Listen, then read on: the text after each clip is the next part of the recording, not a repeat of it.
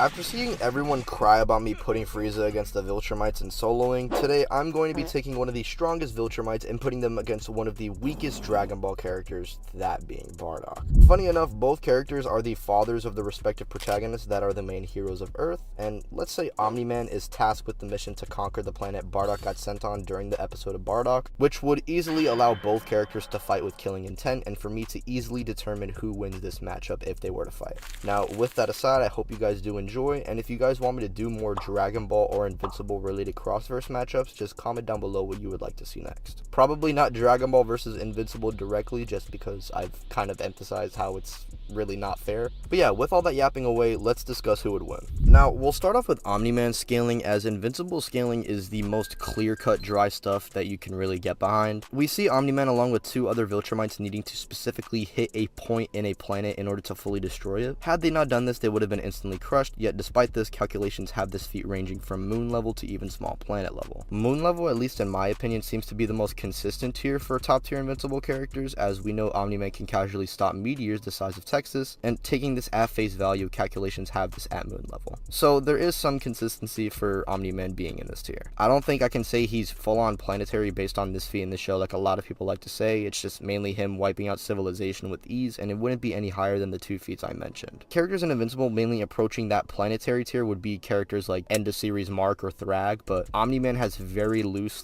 / not really any scaling to these characters at all, so I just wouldn't be comfortable with putting him at planetary. As for speed, Omni Man himself has traveled across the solar system within weeks, which would easily grant him speeds thousands of times into the speed of light. Alan himself has also done a similar feat, who Mark early on scales to pretty comfortably, and this Mark is someone Omni Man can blitz, so he too should be in those massively faster than light ranges. And in Invincible, it is specifically noted that your speed in general all kind of correlates with one another, meaning Omni Man's travel speed would equate to his combat and reaction speed. As for hacks, Omni Man really just has enhanced strength, durability, and speed, along with flight and the ability to get stronger through baby raging. This is a trait similar to Saiyans, though not nearly to the same degree, and that's all we really got for Omna Man. So let's see where the father of Goku fares in comparison. Now, Bardock as a character has very weird scaling. You either glaze this man or downplay him to hell. The version we are using makes this even weirder, especially when you consider that he technically fights someone relative to Frieza. I won't be using this though, just because this version of Bardock is vague, and I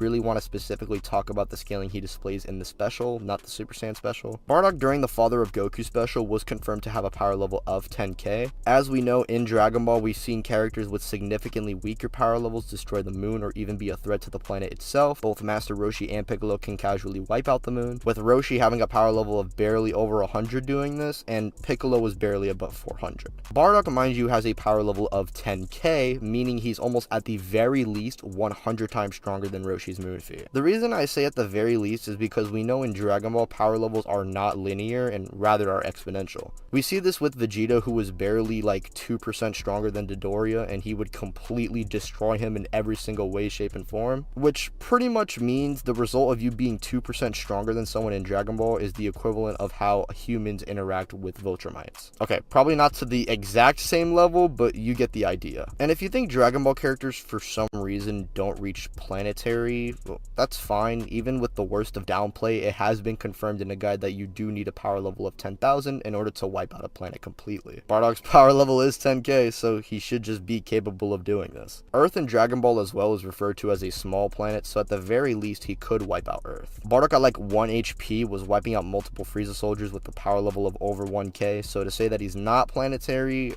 I don't know what to say to you. If you think in 2024 Dragon Ball characters aren't reaching planetary, then I don't know, man, you need to stay on the comic Vine thread or something. Now, regarding speed, similar to how we scaled Bardock's AP, characters like Kid Goku, who had a power level of like barely 200, was dodging light beams and reacting to the light of Tien's solar flare. And with just scaling power levels linearly, we can say Bardock is thousands of times into light speed off of that, as your power level to an extent does correlate with your speed, confirmed by Vegeta in the Namek saga. As for specific feats that Bardock pulls off himself, yeah, he doesn't really have any. It's just mainly upscaling from weaker characters. We are quite literally going off of like a barely hour-long special that gives him like 2 or 3 fights. So don't be surprised that Bardock doesn't have a direct feat of like hyper blitzing light or something. As far as Bardock's abilities, like Omni Man, he has enhanced stats in flight and the ability to get stronger through rage. But unlike Omni Man, he does have a little bit more going for him, as he has ki manipulation, which allows him to emit energy blasts and fight more effectively in combat. Bardock can see into the future, but it's really not an effective method for combat anymore, so just gets premonitions or visions of a distant future. And when in doubt, Bardock could just make a power ball or look at the moon, allowing him to become 10 times more powerful, or transform into the Ozaru state. We've never canonically seen him go into this form, but we do know in the games he seems like he can transform into it. I'm not going to be using it for this versus battle anyway, but for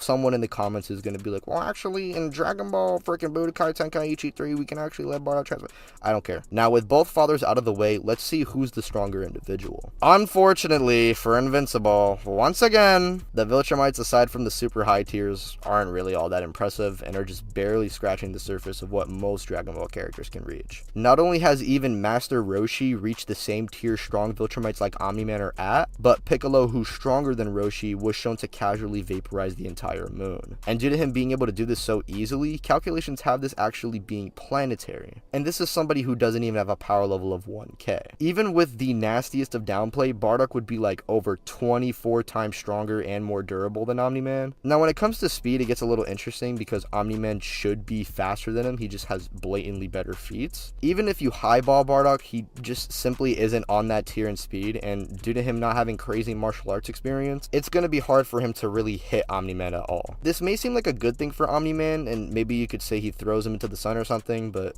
honestly it doesn't mean much when you see how Omni Man specifically fights. He usually just flies in high speed and beats down the opponent with brute force, so if Bardock was to try and hit Omni Man and Omni Man started weaving and proceeded to try and fly into Bardock, he would get crushed due to the sheer gap in raw power. It'd be a similar outcome to a human running into a concrete wall at max speed, or how Red Rush and the other Guardians interacted with Omni Man. Omni Man, just off of the impact, would break every single bone in his body, allowing Bardock to easily shoot and just atomize the viltrumite. He doesn't even need to move. Bardock would not even need Grade Ape, let alone Super Saiyan, so yeah, Bardock is him, and hopefully Death Battle doesn't fumble this matchup, but as we all know, they probably will.